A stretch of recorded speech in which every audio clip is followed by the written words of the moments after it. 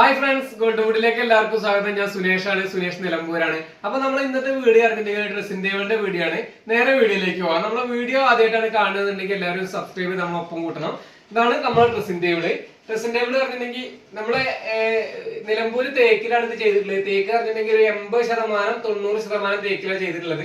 ഇത് ബ്ലാക്ക് ആക്കാൻ വേണ്ടിട്ട് അവർ പറഞ്ഞു, കാരണം വീട്ടുകാർക്ക് എല്ലാം ബ്ലാക്ക് ആണ്, ഇവിടെ ഉള്ള എല്ലാം ബ്ലാക്ക് ആണ്, അതുകൊണ്ട് ഇങ്ങനെ ബ്ലാക്ക് ആക്കണം എന്ന് പറഞ്ഞിട്ടാണ് നമ്മൾ ഈ ഒരു കളറിൽ ചെയ്തിട്ടുള്ളത്.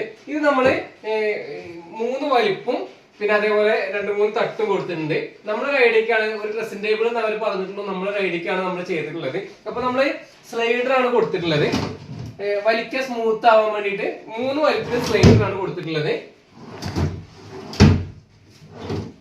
പിന്നെ അതിന് പൂട്ട് കൊടുത്തിട്ടില്ല കേട്ടോ. പൂട്ട് വേണ്ടാന്ന് പറഞ്ഞിട്ട് പൂട്ട് വെച്ചിട്ടില്ല. പിന്നെ അതേപോലെ തന്നെ ഇതിന്റെ ഈ ഒരു തിക്നെസ് വരുന്നത് 4 ഇഞ്ചാട്ടോ. അപ്പൊ വല്ല ബോട്ടിലോ കാര്യങ്ങളൊക്കെ വെക്കണം എന്നുണ്ടെങ്കിൽ നല്ല 4 ഇഞ്ച് സ്പേസ് ഉണ്ടെങ്കിൽ നല്ലതാ പറഞ്ഞിട്ടാണ് പിന്നെ 4 ഇഞ്ച് വെച്ചത്. പിന്നെ അതേപോലെ തന്നെ ഇവിടുന്ന് ഇങ്ങോട്ടുള്ള സ്പേസ് പറഞ്ഞിട്ടുണ്ടെങ്കിൽ ഒരു 15 ഇഞ്ച് ഉണ്ടാവും കേട്ടോ. 15 ഇഞ്ച് ഉണ്ടാവും. പിന്നെ അതേപോലെ തന്നെ ഇതിന്റെ ബേക്ക് ഭാഗത്ത് നമ്മൾ വെച്ചിട്ടുള്ളത് പ്ലൈവുഡ് ആണ്. അതായത് ഇത് മൊത്തം 3.5 അടി വീതിയിലാണ് ഇത് വരുന്നത്. ഡ്രസ്സിംഗ് ടേബിൾ വരുന്നത് 3.5 അടി വീതി പിന്നെ 6 അടി ഹൈറ്റിലാണ് വരുന്നത്.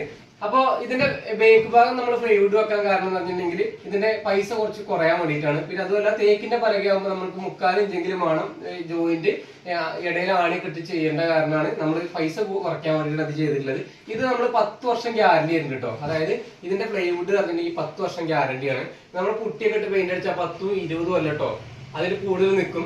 ഒരു കംപ്ലൈന്റും കാര്യങ്ങളൊന്നും വരില്ല. പിന്നെ ഇതിന്റെ വലിപ്പിന്റെ സ്പേസ് ഒരു 7 ഇഞ്ച് 8 ഇഞ്ചോളം വലിപ്പിന്റെ സ്പേസ് വരുന്നുണ്ട്. അവർക്ക് കണ്ണാടി ഒരു 3 അടി മതി, ഒരു 20 ഇഞ്ച് വീതി മതി പറഞ്ഞിട്ടാണ് ഇങ്ങനെ കുറച്ച് കൊടുത്തിട്ടുള്ളത്. അല്ലാന്നുണ്ടെങ്കിൽ നമ്മൾ ഇതിന്റെ വലിപ്പം കുറച്ചിട്ട് കണ്ണാടി കുറച്ചും കൂടി താഴത്തേക്ക് ഇറക്കി കൊടുക്കും. അങ്ങനെ ഒരു മോഡലുണ്ട് കേട്ടോ. അതായത് ഈ ഒരു സ്പേസിൽ കണ്ണാടി കുറച്ചും കൂടി ഫുള്ളായിട്ട് കാണുന്നുണ്ടെങ്കിൽ ഇപ്പൊ ഇവർക്ക് വലിയ റൂമായ കാരണം കുറച്ച് വിട്ട് നിന്നുണ്ടെങ്കിൽ ഫുള്ളായിട്ട് കാണാം. അപ്പൊ ഇവർക്ക് സൗകര്യമാണ് കൂടുതൽ വേണ്ടതെന്ന് പറഞ്ഞുകൊണ്ടാണ് നമ്മള് ഒരു സൈഡിൽ 2 വലിപ്പും പിന്നെ മറ്റേ ഭാഗത്ത് ഒരു വലിപ്പും പിന്നെ ആ ഒരു സ്പേസും കൊടുത്തിട്ടുള്ളത് കേട്ടോ. അപ്പൊ പിന്നെ നമ്മള് 80% കാതിൽ എന്ന് പറയുമ്പോൾ എല്ലാവർക്കും ഒരു സംശയം ഉണ്ടാവും. അതായത് കുറച്ച് വെള്ളം 20%-ഓളം വെള്ളം ഇതിൽ പെട്ട് കഴിഞ്ഞിട്ടുണ്ടെങ്കിൽ ഇത് കുത്തിപ്പോവില്ല എന്നുള്ളത്.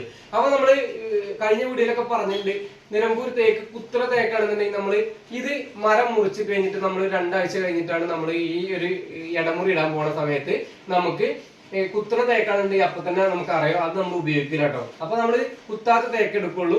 ഒരുപാട് വർഷം ഒരു കംപ്ലൈന്റും ഇല്ലാതെ കടന്നോളൂ. അപ്പൊ കുറച്ച് വെള്ളം വെട്ടാൽ കുറച്ച് പൈസ കുറയും, ഫുൾ കാതലാകുമ്പോൾ പൈസ കുറച്ച് കൂടും. അങ്ങനത്തെ ഒരു മാറ്റം മാത്രമേ ഉള്ളൂ. എന്തായാലും രണ്ടും ഒരേപോലെ തന്നെ കിടക്കും. അപ്പൊ നമ്മളെ വീഡിയോ ഇത്രയേ ഉള്ളൂ. വീഡിയോ ഇഷ്ടപ്പെടുകയാണെന്നുണ്ടെങ്കിൽ എല്ലാവരും ഒന്ന് സബ്സ്ക്രൈബ് ചെയ്യുക. മറ്റൊരു നല്ലൊരു വീഡിയോ ആയിട്ട് ഞാൻ വീണ്ടും വരും. അതുവരെ എല്ലാവർക്കും ബൈ.